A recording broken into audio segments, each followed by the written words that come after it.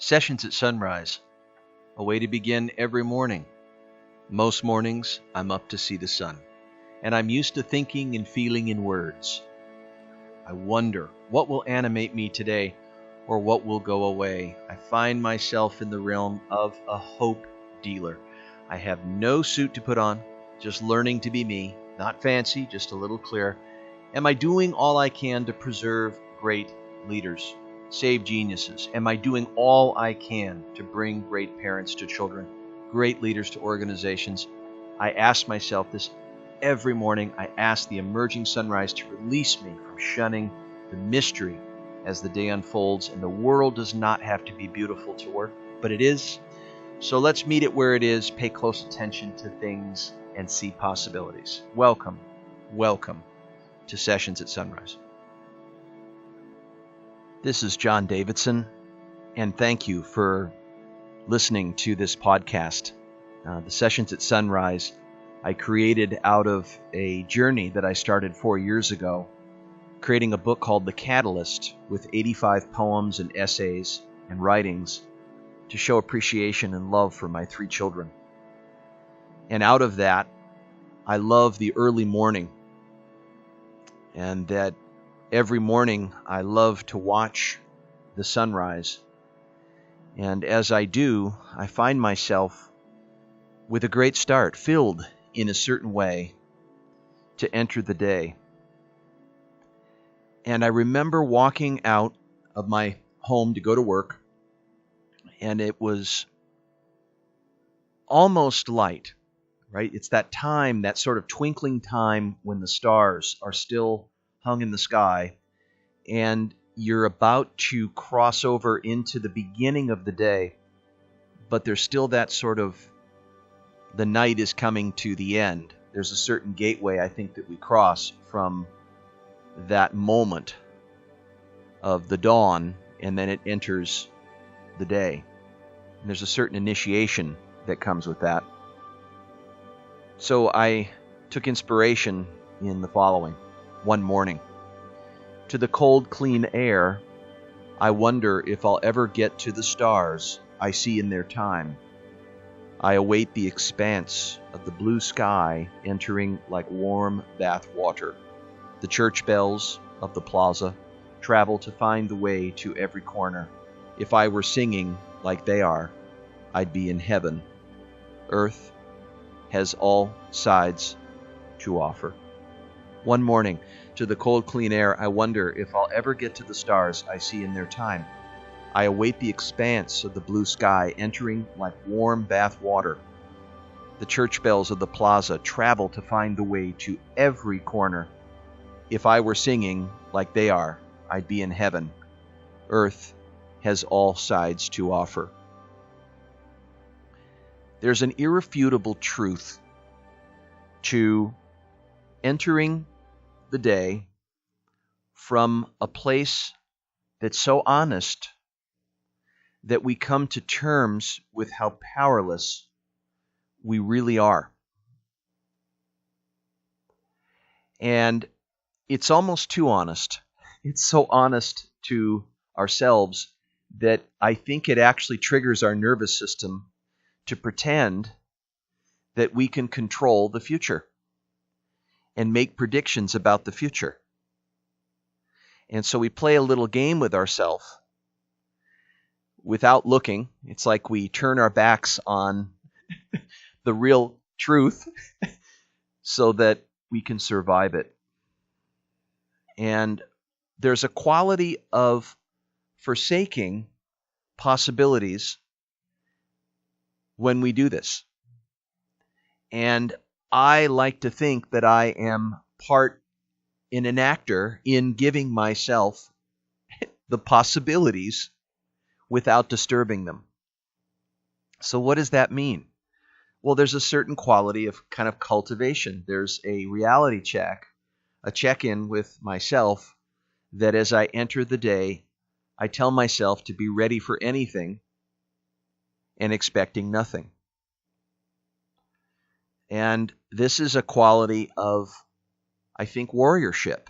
This is a quality of showing up and being present.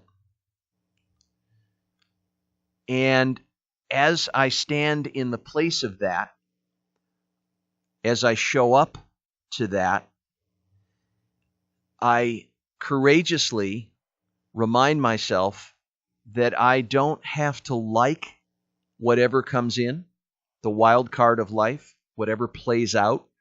It's not about liking it, because that would be pretending. Fundamentally, I want to be true to myself when I come into the day. I'm saying to self, look, I have the ability to report what's going on, including what's going on in my inner life.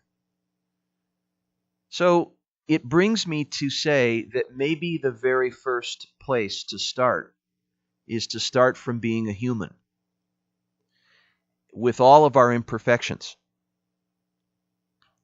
And that it's not about how we try to control or manipulate what's coming up, but rather a certain surrender, a way of submitting ourselves to a learning to let go, a quality of effortlessness, a way of moving our listening over to what's there.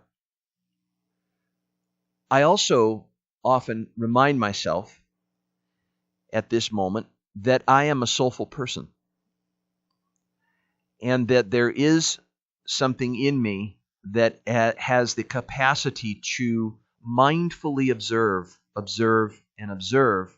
whatever subject matter arises. It's quite a remembrance, because to me, one of the biggest dangers we have is sleepwalking, is not being awake, walking through the moments, skimming, and not opening ourselves to the possibilities. Embracing irrelevance. We might meet something extraordinary in a moment that, because our judgment is active, we ignore it.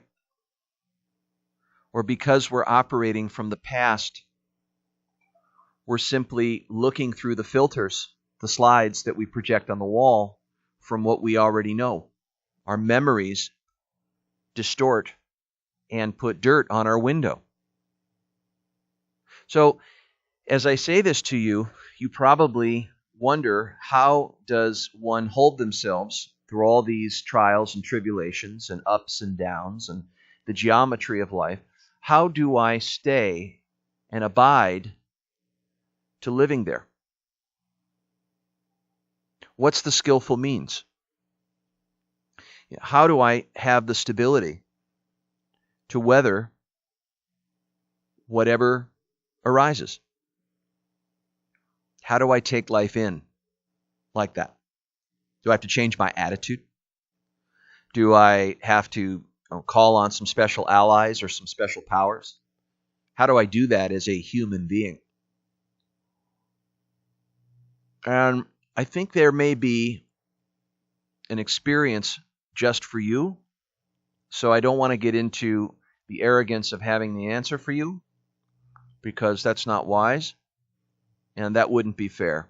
But I can tell you from my own sessions at Sunrise that when I set out to meet life and be where other people are, and to move my listening into a way that I can see differently than what I expect, and bear witness to what's there, what I can do is cultivate an internal silence. And you don't need the outer dimensions to do this. You don't need a certain thing, a setup, a set of conditions, circumstances. I mean, sure, those would be nice. But trying to meditate in a busy restaurant is not going to help. So sure, you can be there for yourself and create a space. But just the intention, setting an aim, making up your mind that in the morning you're going to take that 5 minutes, you're going to take that 10 minutes for yourself, and slow down and take a visit with what's important, what matters. Maybe take a visit with what happened yesterday, what inspired you, what touched you, moved you. Take a visit with the sensations in your physical body. Tap into your feelings. Just observe, observe, observe. And maybe a larger sense of yourself, such as what really stands in need of you, what's currently emerging. At least tap into that question, because that might be something essential. A sense of purpose, a true sense of service to something. And then there's sort of this decision, right? There's this choice to say, I will let go of things having to be a certain way. And I forfeit that. I forsake that. And I will work with and operate from, I'll root in my curiosity and my wonder. And I think that's a choice. You make up your mind about that. You enter from there. You start with a blank slate. That quality of not filling the space, of just walking in a sort of emptiness so that something can be filled, requires some effort, conscious effort, to not necessarily kick out, but to actually, in a way, almost counterintuitively, welcome whatever is true. Because the wisdom in this is that whatever you make space for can move. Your thoughts, your emotions, your circumstances. And in the moments that we actually make room for them, and we hold ourselves, we abide by, we learn to stay with the current reality, just as it is, without needing to aggress on it or ignore it or fix it or manipulate it or try to work with it, comply with it, just simply treating it as a teacher. That everything that I experience is my teacher. So today, as you enter from here, take a few moments, take that 5 minutes, maybe close your eyes, take some deep breaths.